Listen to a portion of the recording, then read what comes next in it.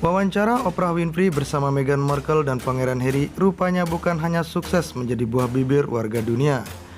Sesi interview 2 jam ini juga masuk dalam nominasi Emmy Award 2021, penghargaan tertinggi insan pertelevisian di Hollywood.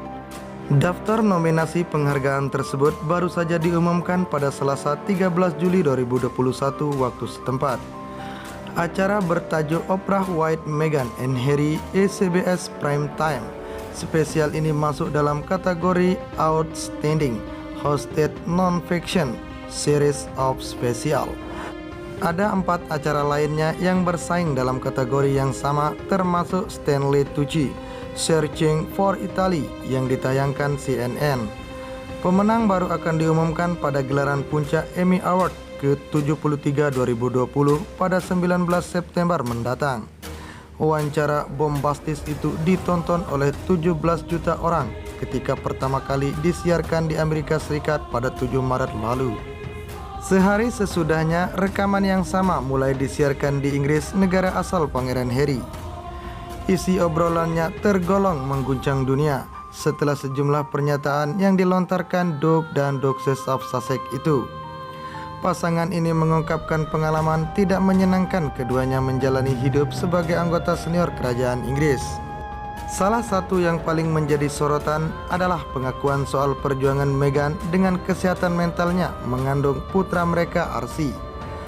Aktris serial televisi ini juga mengaku menjadi korban rasisme dari bangsawan Inggris lainnya karena warna kulitnya. Interview tersebut diperkirakan menjadi sumber perpecahan antara Pangeran Harry dan Pangeran William, kakak kandungnya. Hubungan kedua anak putri Diana itu menjadi tegang karena isi wawancara yang seharusnya tidak disampaikan kepada publik. Kerajaan Inggris alami krisis 40 jam usai wawancara Harry dan Meghan dengan Oprah. Wawancara Pangeran Harry dan Meghan Markle dengan Oprah Winfrey memicu krisis kerajaan Inggris selama 40 jam. Dan berhasil memasakkan isu keberagaman dalam agenda istana menurut sebuah biografi baru. Situasi ketika itu dihebohkan dengan pengakuan Duke dan Duchess of Sussex kepada dunia bahwa seorang anggota keluarga telah menyatakan keprihatinannya tentang betapa gelap kulit putra mereka yang belum lahir. Meghan juga memberitahu Oprah bahwa dia dibiarkan bunuh diri oleh liputan pers negatif. Dia diberitahu bahwa pergi ke institusi kesehatan untuk pulih akan membuat monarki terlihat buruk. Biografi Battle of Brothers yang diserialisasikan di surat kabar Inggris The Times menggambarkan bagaimana istana berada dalam mode krisis setelah publikasi wawancara itu. Ratu Elizabeth II membuat media menunggu 1 hari ekstra untuk memastikan dia memberikan tanggapannya dengan benar. Harry dan Meghan mempublikasikan ke dunia pada Minggu malam. Pada Senin pagi, Istana Buckingham memasuki mode krisis.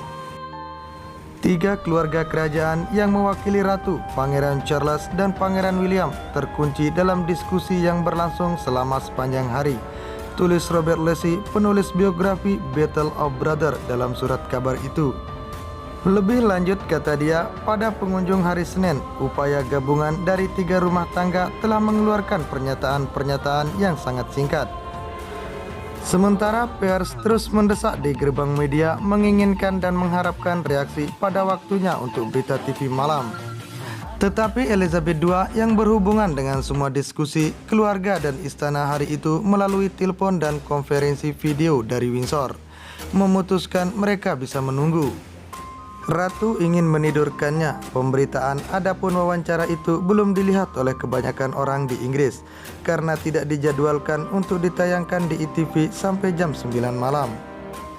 Sejarawan tersebut menggambarkan bagaimana inti dari tanggapan 61 kata Ratu terletak di tengah pernyataan yang akhirnya menyusul pada pukul 17.26 waktu Inggris. Pernyataan itu dikeluarkan tepat sebelum buletin berita TV pukul 6 terbit pada Selasa. Dirilis oleh Istana Buckingham atas nama Ratu, bagian kuncinya berbunyi, isu-isu yang diangkat terutama ras, mengkhawatirkan sementara beberapa ingatan mungkin berbeda. Mereka ditanggapi dengan sangat serius dan akan ditangani oleh keluarga secara pribadi. Hanya beberapa hari sebelum wawancara Oprah, surat kabar Inggris The Times menerbitkan kutipan email yang menuduh Meghan menindas stafnya di Istana Kensington. Lacy menggambarkan bagaimana seminggu setelah pemberitaan itu, penasehat istana mengungkapkan sebuah firma hukum. Pihak ketiga telah dipanggil untuk meninjau tuduhan tersebut. Sejarawan kemudian menulis, seminggu kemudian kebocoran lain mengungkapkan rencana penunjukan kepala peragaman istana untuk menangani masalah rasial. Sementara itu, sumber senior kerajaan mengakui kerajaan Inggris belum melihat kemajuan yang diinginkan. Sumber itu juga mengakui masih banyak yang harus dilakukan dan istana akan selalu dapat meningkatkan tanggapan atas isu rasial tersebut. Keanekaragaman Meghan dan Harry telah memberikan beberapa pukulan saat berbicara dengan Oprah. Dengan acara yang benar-benar tidak kekeluargaan, tetapi tidak mungkin untuk menyingkirkan kebenaran esensial mereka, tulis Lacy dalam bukunya.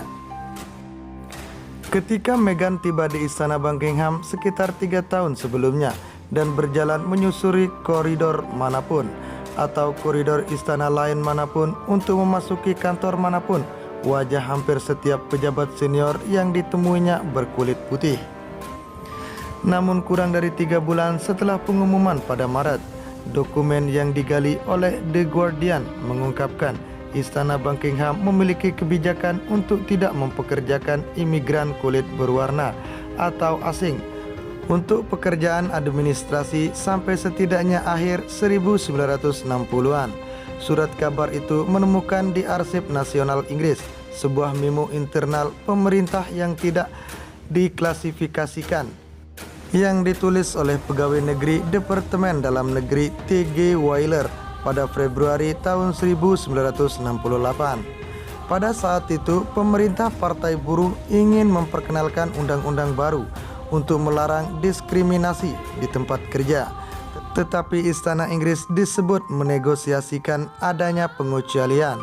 Wheeler merangkum pertemuannya dengan Lord Tryon, penjaga dompet rahasia, di mana penasehat keuangan keluarga kerajaan senior itu menguraikan 3 jenis pekerjaan di istana.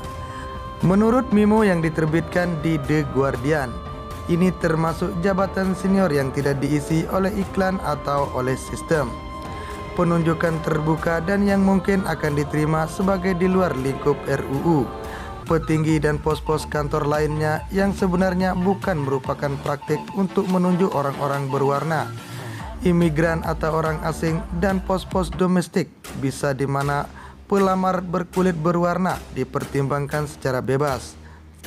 Tetapi yang bagaimanapun juga akan dicakup oleh pengecualian umum yang diusulkan untuk pekerjaan rumah tangga. Seorang juru bicara Istana Buckingham menanggapi pemberitaan itu kepada Newsweek melalui email. Klaim berdasarkan percakapan orang kedua lebih dari 50 tahun yang lalu, tidak boleh digunakan untuk menarik atau menyimpulkan kesimpulan tentang peristiwa atau operasi modern. Klaimnya dalam pernyataan itu, tanggapan terbaru Istana Inggris itu mengaku prinsip-prinsip seperti pelamar dan persetujuan dari mahkota ratu sudah lama ditetapkan dan dikenal luas. Namun katanya rumah tangga kerajaan dan penguasa Inggris mematuhi ketentuan undang-undang kesetaraan pada prinsipnya dan dalam praktiknya. Ini diklaim tercermin dalam keragaman, inklusi, dan martabat dalam kebijakan prosedur dan praktik kerja di dalam rumah tangga kerajaan Inggris.